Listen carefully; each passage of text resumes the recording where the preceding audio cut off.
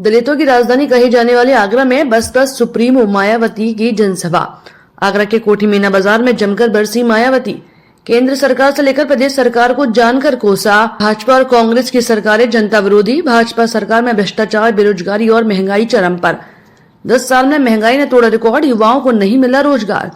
दलितों के आरक्षण को भाजपा और कांग्रेस खत्म करने की कर रही कोशिश। केंद्र सरकार गुणवत्ताहीन राशन बांटकर जता रही एहसान। सरकार अपने घर से नहीं लाई पैसा, जनता के टैक्स से आए धन से बांटा जा रहा राशन। भाजपा नेता कंधे पर थैला टांग कर भाजपा नेता जनता से राशन को मोदी का बता रहे कर्ज। सपा नेता भाजपा और कांग्रेस ने प्रमोशन में दलितों के आरक्षण को नहीं होने दिया लागू। भाजपा और कांग्रेस ने सदन में प्रमोशन के आरक्षण का फाड़ दिया था बिल। जैसे बसपा सरकार ने सर्वजन हिताय सर्वजन सुखाय का दिया नारा, वही केंद्र में सरकार बनने पर होगा लागू। हमने दलितों के साथ अति पिछड़ा और सामान्य को भी बसपा से दिया टिकट। बसपा अपने दम पर लोकसभा चुनाव में जीत कर करेगी दर्ज। खाद्य सामग्री दी जा रही है तो उससे इनका स्थायी तौर पर भला होने वाला नहीं है।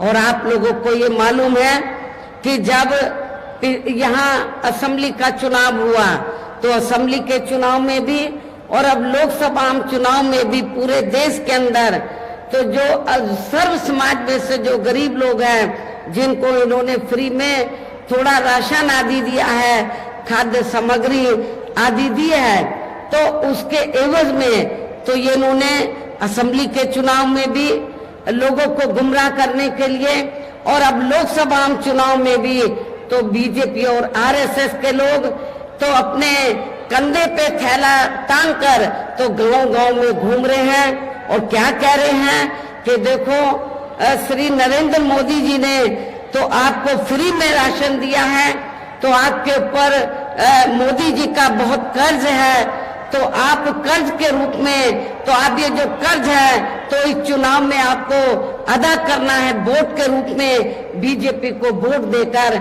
आपको ये कर्ज अपना अदा करना है।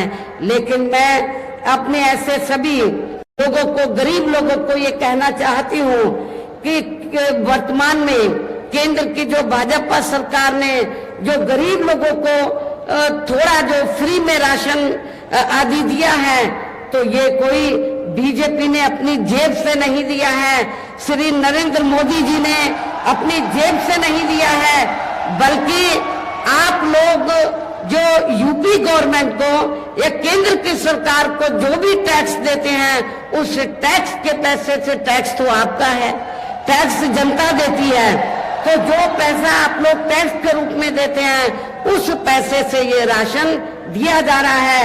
इसमें बीजेपी का कोई एहसान नहीं है और ना ही श्री नरेंद्र मोदी जी का इनका कोई एहसान नहीं है, कोई कर्ज नहीं है। आप लोगों का ये पैसा है, आप लोगों ने टैक्स के रूप में इसको दिया, तो इसलिए आप लोगों को ये नहीं सोचना है कि हमें आज माननीय भारतीय जनता पार्टी के लिए अपील करने आ रही है आगरा की जनता से, जो कि दलितों की राजधानी है, आप अपने प्रत्याशी को जिताओ और बहन जी का हाथ मजबूत करो। फिर भी विकास नहीं, रैली नहीं, रेला है, बहन जी का मेला है। देखो लाखों तादाद में आज भीड़ आई हुई है, बहन जी को सुनने वाले आए हैं, बहन जी को जानने वाले आए हैं। आज कोई विकास दिखाई नहीं देता है। आज बता दिया है पार्टी के लोगों कि ये होती है कि मोदी जी आए तो पीछे खाली रहेंगे। आज पैर रखने की जगह नहीं है इस मैदान में। रैली नहीं, दोबारा कहता हूँ, रैली नहीं, रेला है, बहन जी का मेला है, बहुजनों का मेला है। जनता के अंदर इतना उत्साह है कि आप पूछिए मत। देखिए आती जा रही है भीड़, लोग आते जा रहे हैं और बहन जी के मेले से जुड़ते जा रहे हैं। दोनों पार्टियां SC ST OBC के आरक्षण के खिलाफ हैं। ये दोनों पार्टियां नहीं चाहती हैं SC ST OBC के वर्गों के लोगों को आरक्षण का पूरा लाभ मिले। साथ ही केंद्र व राज्यों में भी विरोधी पार्टियों की रही सरकारों में इन सभी वर्गों को प्राइवेट सेक्टर में आरक्षण दिए जाने की व्यवस्था किए बिना ही इनकी सरकारों के ज्यादातर सरकारी कार्य अब प्राइवेट सेक्टर के जरिए ही इनके बड़े बड़े पूंजीपतियों व धन्ना सेठों आदि को ही दिए जाने के कारण अब इनको पूरे देश में आरक्षण का बहुत कम ही लाभ मिल पा रहा है। इसी प्रकार इनका अन्य और मामलों में भी शोषण व उत्पीड़न आदि होना अभी तक भी बंद नहीं हुआ है।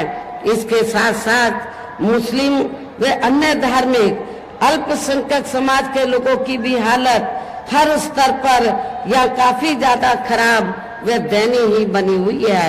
इतना ही नहीं बल्कि पिछले कुछ वर्षों से केंद्र व अधिकांश राज्यों में भी बीजेपी व आरएसएस की सरकारों के चलते हुए अब इनका विकास व उत्थान आदि होना भी काफी हद तक बंद सा हो गया है। आए दिन इन पर खासकर आए दिन मुस्लिम व अन्य धार्मिक अल्पसंख्यक समाज के लोगों पर खासकर हिंदुत्व की आड़ में हो रही जुल्म जाति भी यहाँ काफी ज्यादा चरम सीमा पर पहुंच चुकी है। इसके साथ साथ अपर कास्ट समाज में से विशेषकर गरीब लोगों की भी हालत हमें कोई खास अच्छी नजर नहीं आती है। कहने का तात्पर्य ये है कि चाहे वीकर सेक्शन के लोग हैं या माइनॉरिटी हैं, अपर कास्ट समाज के लोग हैं, ये सभी लोग हमें काफी दुखी व परेशान नजर आते हैं।